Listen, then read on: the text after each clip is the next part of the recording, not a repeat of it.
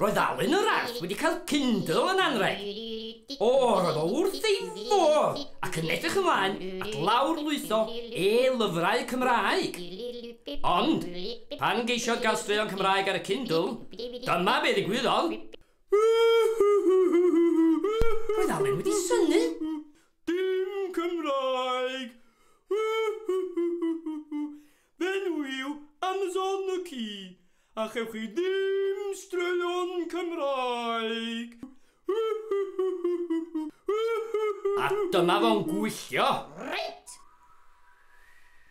Roedd Alun yr Arth yn gwybod beth i'w wneud. Dyna fo gadarnau Amazon y ci. Mae'r adeilad yn anferth. Mae pawb yng Nghymru yn gallu gweld yr adeilad yma.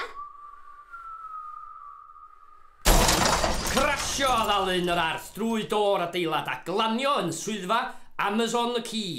Gad i mi gael straeon Cymraeg ar Kindle. No! Trodd Amazon y ci ei gefn ar Alun. Reit! Be nesa, sgwn i?